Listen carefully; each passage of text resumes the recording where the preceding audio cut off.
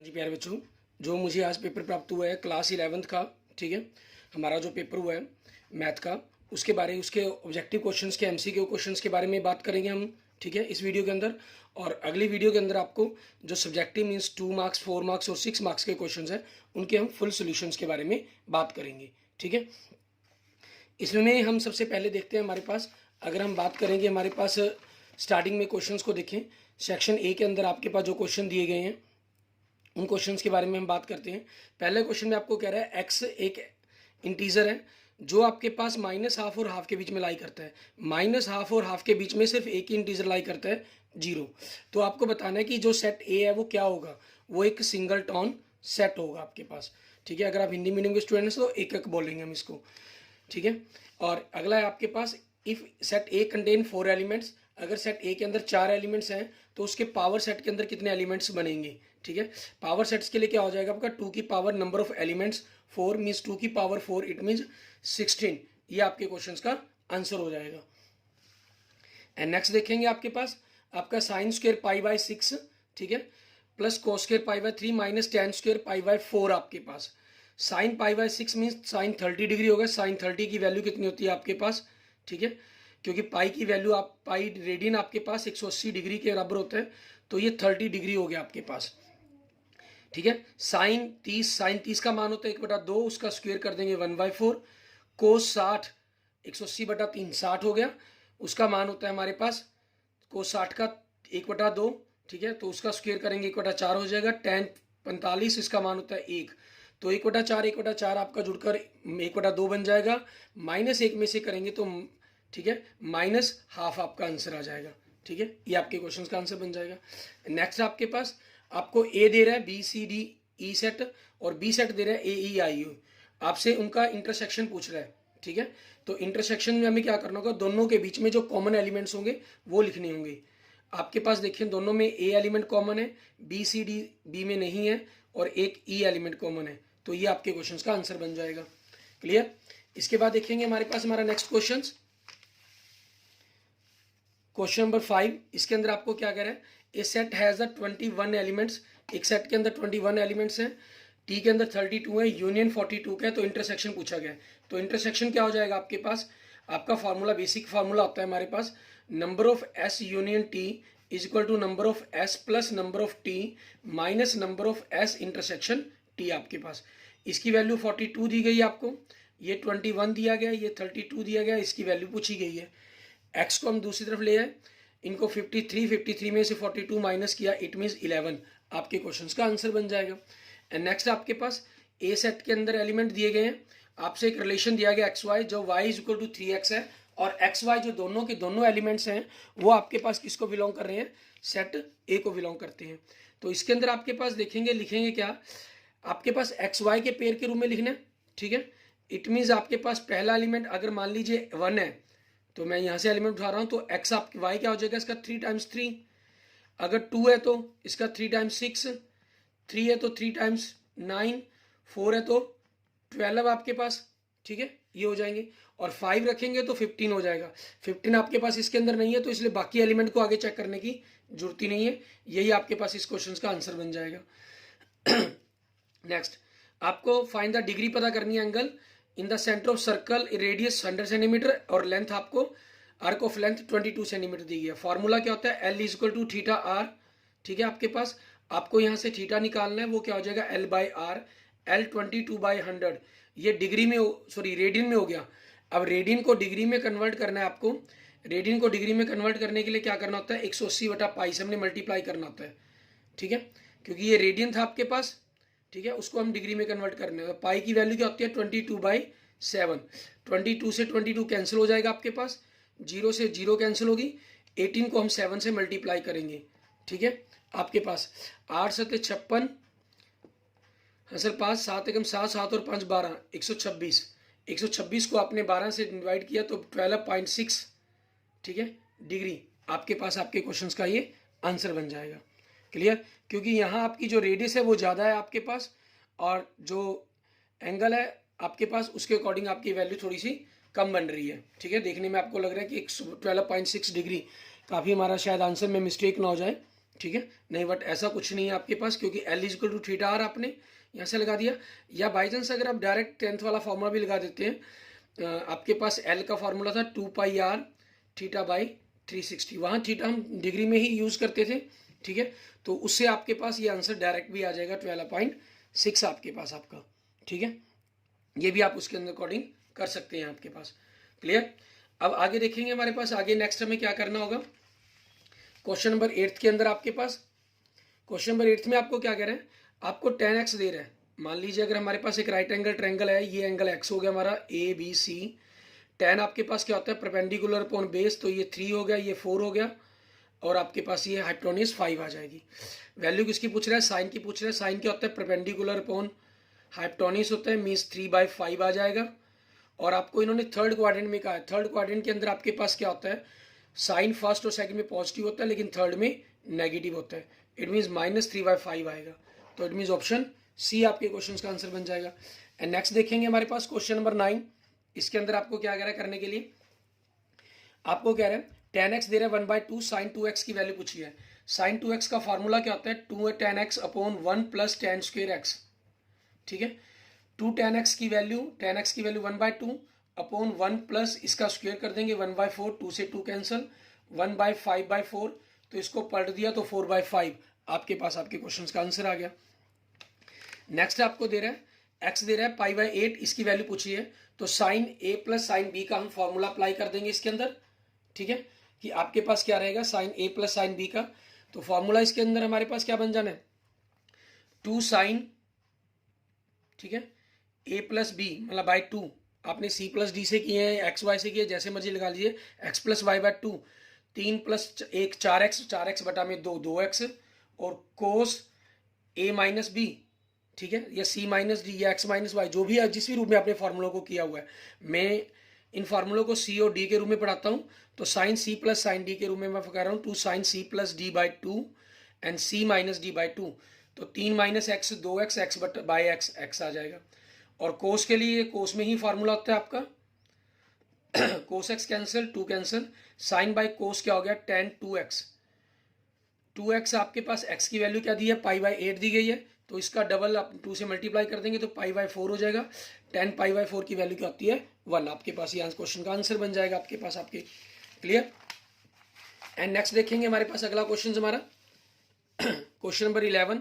इसमें आपको tan 15 का मान पता करना है। ये क्या होता है आपके पास tan 45 - 30 लिख सकते हैं आप इसको, तो 1 - tan 30 1 बटा में tan 30 आपने फार्मूला लगा दिया।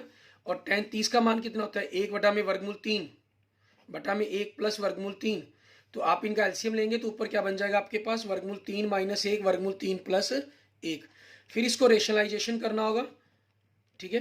रेशनलाइजेशन करने पर डिनोमिनेटर आपके पास ऊपर बनेगा 4 - 2√3 बटा में 2, और दोनों को अलग अलग कर देंगे तो आपके पास आपका ये आंसर आ जाएगा। और अगले क्वेश्चन में आपके पास cos a cos b minus sine a sine b, formula लग जाएगा cos a plus b π/4 plus π/4 π/2 बन गया, -x - y, तो मैंने माइनस कॉमन निकाल कर उसको ब्रैकेट में रख लिया। cos 90 के कारण ये साइन बन जाएगा, mean sine x plus y आपके क्वेश्चन का आंसर हो जाएगा, ठीक है। एंड नेक्स्ट क्वेश्चन देखेंगे आपके पास, आपको x - 2 y + 1 इक्वल दिया गया, तो x और y की वैल्यू पूछी गई आपसे कंपेयर करके, तो रियल इमेजिंग पार्ट कंपेयर कर दें। x - 2 = 3, तो x कितना हो गया 5, y + 1 = 4, तो y की वैल्यू कितनी होगी 3 आपके पास, ठीक है।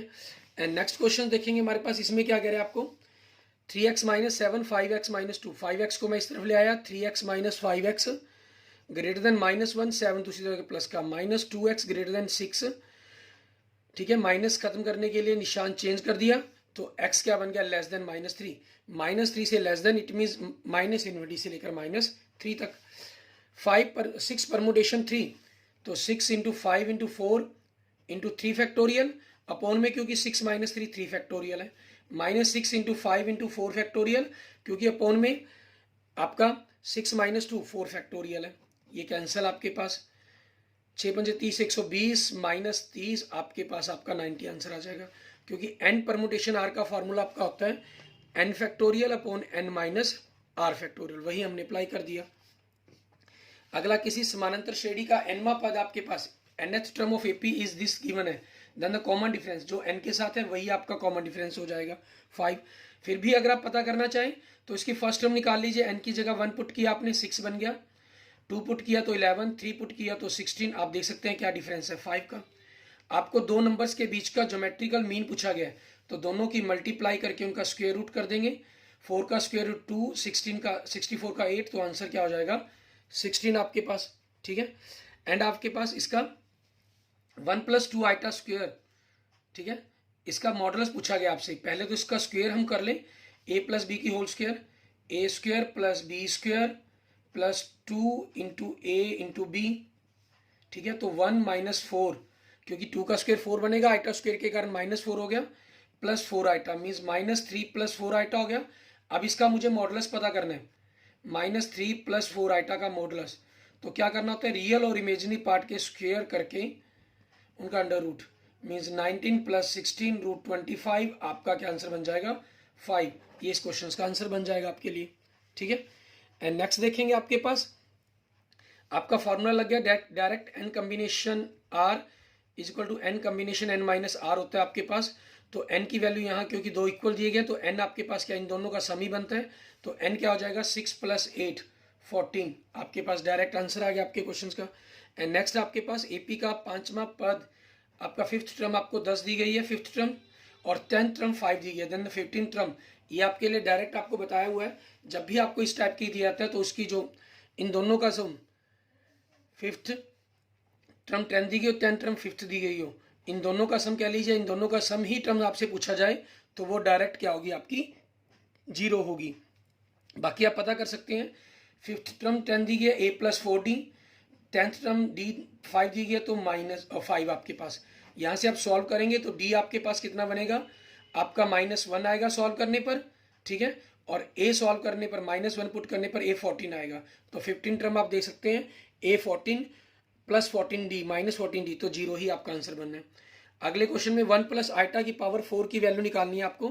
तो पहले मैं 1 + आइटा के स्क्वायर कर लेता हूँ, तो a² + b² + 2ab, तो a -1 + 2 आइटा ये कैंसिल हो गया, तो आपके पास क्या बचा 2 आइटा, क्योंकि पावर 4 दी गई है आपको। तो अगले स्टेप में हम क्या करेंगे 2 आइटा की स्क्वायर कर देंगे, 2 का स्क्वायर 4, आइटा की स्क्वायर आइटा स्क्वायर, तो क्या आंसर बन गया आपके पास -4 आंसर आ गया। इट मीन्स ऑप्शन सी आपके क्वेश्चन का आंसर बन जाएगा। क्लियर। एंड नेक्स्ट देखेंगे हमारे पास अगला क्वेश्चन नंबर 22, ठीक है। और अगर आपने अभी तक सबसे पहले मेरी वीडियोस को लाइक जरूर करें, और साथ में अगर आपने अभी तक मेरा यूट्यूब चैनल विजय जाखल बंसल मैथ को नहीं सब्सक्राइब किया तो इसे जरूर सब्सक्राइब करें, ठीक है। हम देख रहे हैं नेक्स्ट हमारे पास 22 क्वेश्चन।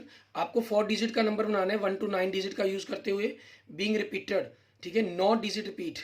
तो आपके पास फर्स्ट चांस 8, 7, 6 और ये बन जाएंगे, इनकी मल्टीप्लाई करेंगे तो 3024 आपके पास आपके क्वेश्चन का आंसर बन जाएगा।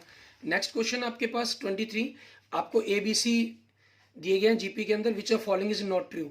जीपी के अंदर है तो second term by first term, third term by second term आपकी इक्वल होंगी, इनको उल्टा भी कह लेंगे तो भी ये इक्वल होगी, ये भी ट्रू है आपकी।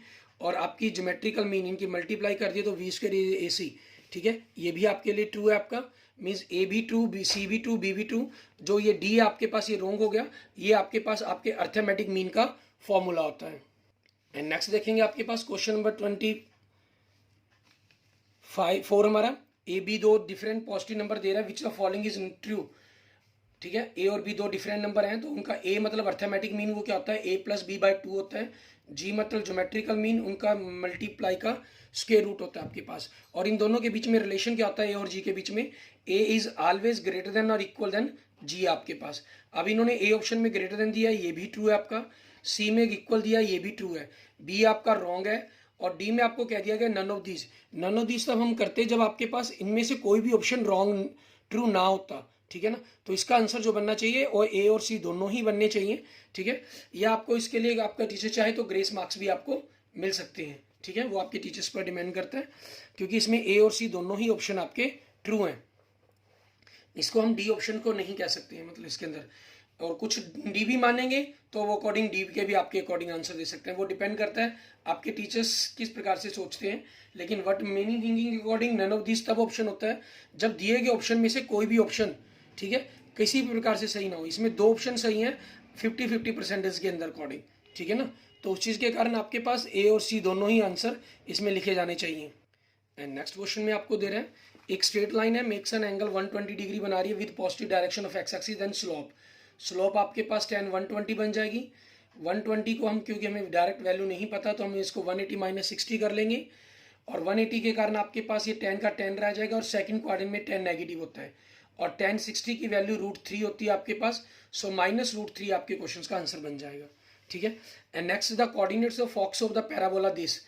आपके पास Y square is equal to -4ax के टाइप में पैराबोला बन रही है, ये आपकी पैराबोला हो जाएगी। और फोकी आपके पास यहाँ जो फॉक्स पॉइंट है वो यहाँ बनेगा जिसके कोऑर्डिनेट -a0 होते हैं, ठीक है। आपके पास मीन्स आपके पास -a0, a की वैल्यू इसके अंदर से क्या आपको -8 दे रहा है, मीन्स a कितना है आपका 2 है, तो इसके कोऑर्डिनेट क्या बनेंगे माइनस फॉक्स पॉइंट के कोऑर्डिनेट क्या बनेंगे -2 0 आपके पास। एंड नेक्स्ट क्वेश्चन में आपको क्या कह रहा है, coordinates of centre of the circle पूछ रहा है आपसे। सर्कल की जनरल इक्वेशन से अगर हम इसको कंपेयर करें, x² + y² + 2gx + 2fy + c is equal to 0। तो यहाँ से x के साथ है वो 2g है, जो y के साथ है वो 2f है, ठीक है। जो भी x और y के साथ हो, आपके पास सेंटर पता करने के लिए डायरेक्ट आपने किया होगा। मान लीजिए अगर ये a है और ये b है आपके पास y के साथ, ठीक है, तो आपने इसको किया होगा -a/2 एंड -b/2। तो यहाँ a के x के साथ -4 है तो -4/-2, ठीक है, मीन्स -2 से डिवाइड कर दिया 8/-2 आपके पास। सो 2 एंड -4 ये आपके पास आपके सेंटर बन जाएंगे, मीन्स ऑप्शन सी आपका सेंटर बन जाएगा। क्लियर। एंड नेक्स्ट देखेंगे आपके पास अगले क्वेश्चंस का आंसर हमारे पास। इसमें आपको क्या दे रहे हैं, ठीक है, आपको लेंथ ऑफ मेजर एक्सिस पूछ रहे हैं एलिप्स की। सबसे पहले हम उसको स्टैंडर्ड फॉर्म में कन्वर्ट कर देते हैं। 225 से डिवाइड कर दिया तो 25 + y²/9 इज इक्वल टू 1। तो a कितना बन गया, यहाँ से आपके पास ये a² है, a की वैल्यू क्या होगी 5, लेंथ ऑफ मेजर एक्सिस क्या हो जाएगी 2a होगी, वो क्या हो जाएगी 10 आपके पास। एंड नेक्स्ट आपके पास -2 और 1, ठीक है, से पास कर रही है इक्वेशन ऑफ लाइन पता करनी है, स्लोप जिसकी 3 दी गई है। तो formula y-1 and slope x -1, तो ये 3x - 3 बन गया और -2 इधर आके प्लस का हो जाएगा तो y is equal to 3x - 1, ये आपकी लाइन की इक्वेशन बन जाएगी। और यहाँ से आपको पूछ रहा है कि meets y axis at the point. जब भी कोई पॉइंट y एक्सिस पर मीट करेगा, ठीक है, जो उसकी x एक्सिस की जो वैल्यू है वो तो क्या होगी 0 होगी और y कुछ भी होगा। तो x 0 हो गया आपके पास, मीन्स ये पोर्शन 0/3 0 हो गया, तो ये तो खत्म। तो y/4 is equal to 1, y की वैल्यू क्या बन गई 4, तो पॉइंट क्या बन जाएगा 0 4 आपके पास, ठीक है। एंड नेक्स्ट देखेंगे 0 पॉइंट से इस लाइन पर डाले गए परपेंडिकुलर की लेंथ पूछी गई आपसे, मीन्स किसी पॉइंट से हम उसकी डिस्टेंस पूछ रहे हैं। तो उसके लिए आपके पास डायरेक्ट फॉर्मूला क्या होता है, ठीक है, आप जो पॉइंट है उसको x और y की जगह पुट कर दें। x और y की जगह पुट किया तो 0 + 0 हो जाएगा, +15 का मॉडुलस अपॉन x और y के जो कोफिशिएंट है उनके स्क्वायर का उनका मॉडुलस क्या लीजिए, या चाहे ऊपर तो 15 ही वैल्यू आएगी आपके पास और नीचे 3 का स्क्वायर 9 आपके पास बनेगा, 4 का स्क्वायर 16 बनेगा, ठीक है। और दोनों को जोड़ा 25, 25 का स्क्वायर रूट 5, तो डिवाइड किया आपके पास 3, ये आपके पास आपके क्वेश्चंस की लेंथ हो जाएगी 3 आपके पास। क्लियर। इसके बाद देखेंगे हमारे पास हमारा नेक्स्ट क्वेश्चन।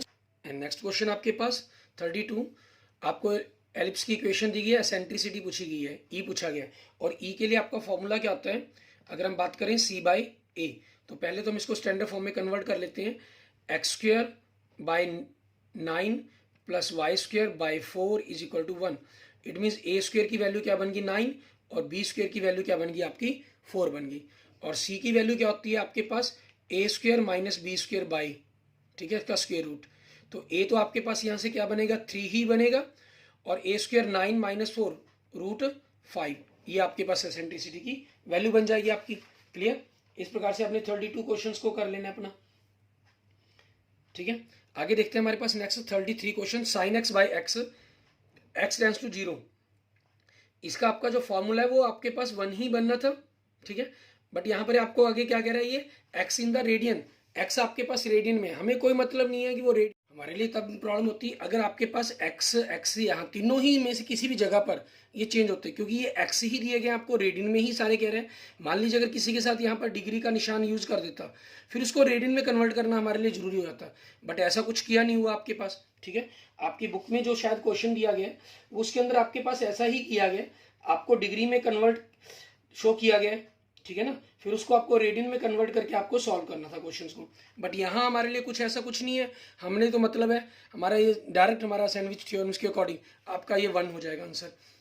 नेक्स्ट देखें, find the derivative of this functions. Simple derivative कर देंगे, 3 आपके पास है, x की पावर 2 आगे मल्टीप्लाई हो जाएगी, पावर 1 रह जाएगी, 5 x की पावर 1 है तो 1 बन जाएगा, कॉन्स्टेंट का 0, इट मीन्स आपके पास 6x + 5 आपका आंसर हो जाएगा।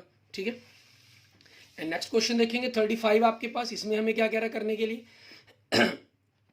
आपको फंक्शन दिया गया, लिमिट पूछी गई है, 1 से लेस देन और 1 से ग्रेटर देन के लिए अलग अलग फंक्शन दे रहे हैं आपको, तो आप 1 से लेस देन इसके लिए left hand limit point put करेंगे तो 1 का स्क्वायर -1 आपका 0 आ गया, राइट साइड में पुट किया तो -1 का स्क्वायर इंटू -1 -2 आ गया, लेफ्ट और राइट हैंड लिमिट दोनों इक्वल नहीं है, it means limit does not exist, आपका ये आंसर बन जाएगा।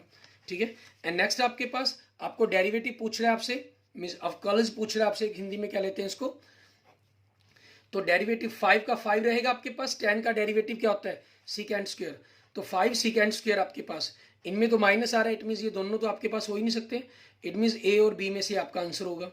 ठीक है, और 4 cos x, 4 आपके पास कोस का जो डेरिवेटिव है डिफरेंशिएट है वो क्या होता है -sin x, इसे प्लस दे रखा है, ये भी answer cancel, it means option B आपके क्वेश्चन का आंसर बनेगा। इसके बाद देखेंगे हमारे पास हमारा नेक्स्ट क्वेश्चन।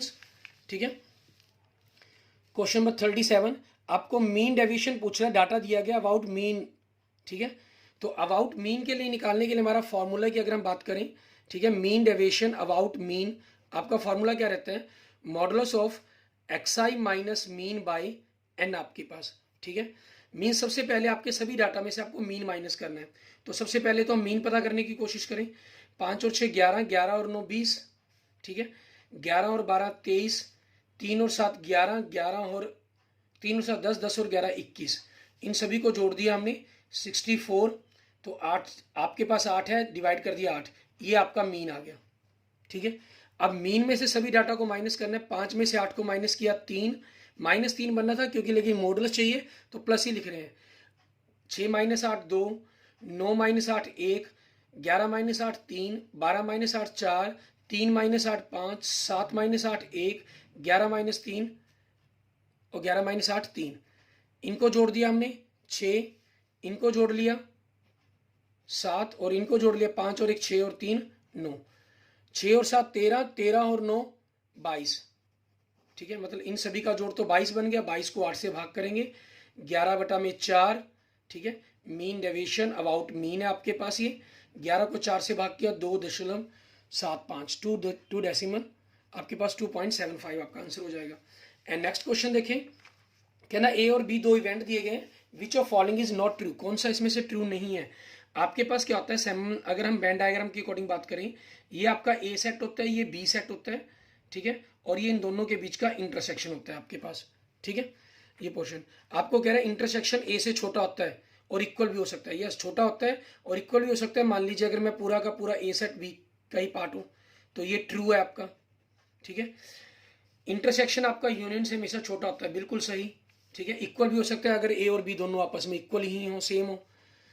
ए आपके पास इंटरसेक्शन से छोटा होगा, ए इंटरसेक्शन से छोटा होगा, इंटरसेक्शन से छोटा आपके पास ये हो सकता है, आपको ये देखें ए इंटरसेक्शन से छोटा नहीं, इक्वल के चांसेस हैं आपके पास, लेकिन छोटा होने के तो कभी चांसेस नहीं है उसके।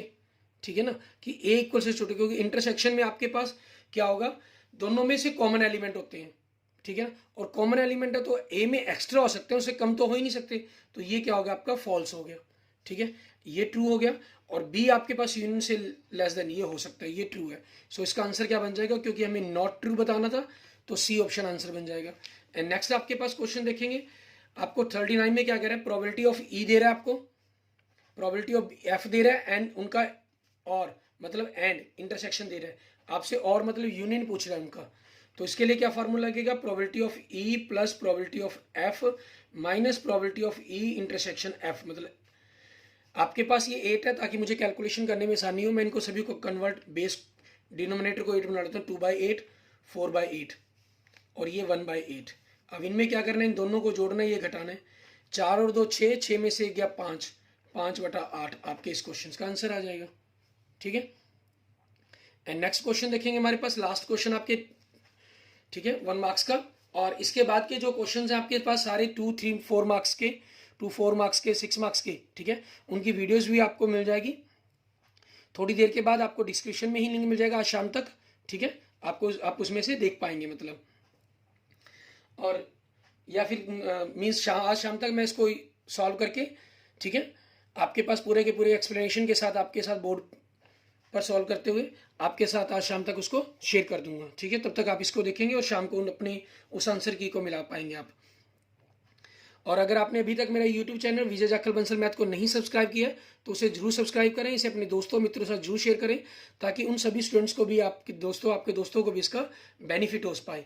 ठीक है, और वो अपने नंबर कंफर्म कर पाएँ कि 40 में से आपके कितने मार्क्स आए। पेपर बड़ा, जो 40 के 40 मार्क्स का जो MCQ का पेपर था आपका, ये बड़ा ईजी पेपर था आपके लिए। ठीक है, और मुझे पूरी उम्मीद है कि आपकी सभी के जो स्टूडेंट्स हैं, ठीक है, जो मेरे चैनल उसको फॉलो कर रहे होंगे, क्योंकि बहुत से क्वेश्चन जिनके मैंने आपको कहे हुए थे कि ये इंपॉर्टेंट क्वेश्चन है, इंपॉर्टेंट है, ऐसे ही 2, 4, 6 मार्क्स के अंदर भी आपके पास इंपॉर्टेंट क्वेश्चन जो मैंने बताए थे वो सेम पेपर में आए हुए हैं। ठीक है, काफ़ी उन्हीं इंपॉर्टेंट क्वेश्चनों की लिस्ट में से, तो आपके लिए बड़ा ईजी रहा होगा। और मेरा मानना है कि हर स्टूडेंट के कम से कम 30 नंबर जुड़े आए होंगे, और 40/40 वाले स्टूडेंट भी बहुत होंगे। ठीक है, जिनके 30 या 30 से ज़्यादा नंबर आए तो वो मुझे प्लीज़ कमेंट करके जरूर बताएं कि सर मेरे 30, 34, 35 कम भी आए, कोई इशू नहीं, आप मुझे जरूर बताएं। ठीक है ना, ताकि पता चले कि आप सभी के स्टूडेंट्स के कितने मार्क्स आपके बने। ठीक है, और कहाँ आपको प्रॉब्लम रही उस चीज़ के बारे में पता चल पाए, ताकि आप अपनी नेक्स्ट क्लास 12th के अंदर उसको पूरा सही ढंग से सॉल्व कर पाएँ। आप इसके बाद मेरे यूट्यूब चैनल के ऊपर अगर आप प्लेलिस्ट में जाएंगे, ठीक है, प्लेलिस्ट में जाने पर आपको सबसे पहले क्लास 10th, 11th, 12th के सेक्शन मिल जाएंगे। अगर आप पुराने स्टूडेंट हैं तो आपको पता ही है, 12th के अंदर आपके पास सारे चैप्टर्स की, फर्स्ट चैप्टर से लेकर 13 चैप्टर तक के सारी वीडियोस को, हर एक्सरसाइज को सॉल्व किया हुआ है। आपके स्कूल में कम जब मर्जी शुरू हो, आप अभी से अपने मैथ की जो पेपर की तैयारी है उसको शुरू कर लें, ताकि आप क्लास 12th के अंदर बिल्कुल अच्छे नंबरों से, मीन्स 80/80 मार्क्स से आप पास हो, और 20/20 आपकी स्कूल की असेसमेंट लग पाए। आप स्कूल में सारा साल भर अच्छी परफॉर्मेंस देते हैं, तभी टीचर आपको 20/20 की असेसमेंट दे पाते हैं। ठीक है, तो इसलिए अच्छे से अच्छे मार्क्स आप ले पाएँ तो बेस्ट ऑफ लक रहेगा आपके लिए। क्लास 12th के लिए आप 100/100 मार्क्स आए आप सभी स्टूडेंट्स के, और इस 40 में से जितने भी आपके नंबर बने हैं तो उसके बारे में मुझे जरूर बताएंगे। ठीक है, और कोई प्रॉब्लम, कोई इशू हो तो उसके लिए कमेंट कर सकते हैं मुझे। अपनी वीडियो को जरूर शेयर करें, लाइक करें इसको, और चैनल को जरूर सब्सक्राइब करें।